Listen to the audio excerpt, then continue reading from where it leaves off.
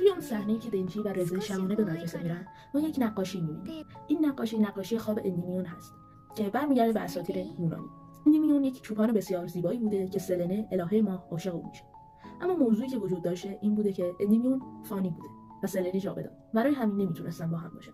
در نتیجه اون سلنه با یک بوسه اندیمیون رو به خواب ابدی فرو میبره. خوابی که در اون اندیمیون نه پیر میشه و نه میمیره و نه بیدار میشه. و سلنه هر شب از آسمان پایین میاد تا او رو ببینه و لمس کنه. ولی هرگز نمیتونه با او زندگی واقعی داشته باشه.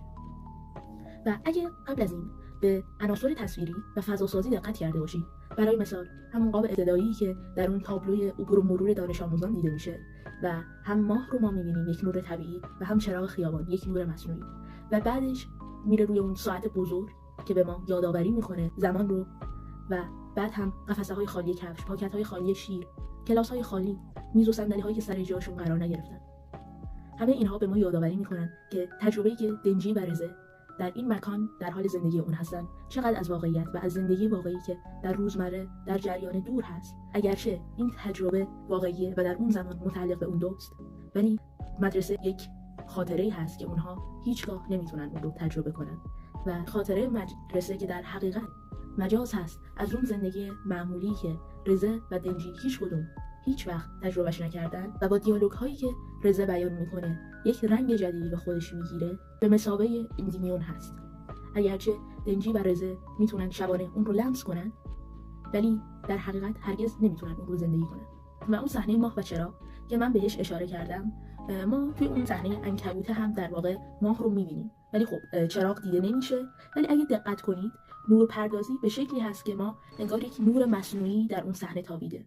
بعد که جلوتر میره ما میبینیم که اون نور مصنوعی هم حذف میشه و خب میتونیم بگیم که این شاید اشاره به این داره که این خیال، این رویا در واقع قراره به زودی تمام بشه و در نهایت ما هم پشت ابرها محو میشه در صحنه سوم و بعدش هم شروع به بارون باریدن میکنه که این شاید نشان دهنده اینه که اون احتمالی هم که وجود داشته که دنجی و رزه بتونن این رو به صورت واقعی و طوری که هست تجربه کنن از بین میره و ما این تصویرسازی خیال انگیز رو نه تنها در این صحنه بلکه در تمام صحنه هایی که دنجی و رزه همراه هم هستن این رو میبینیم.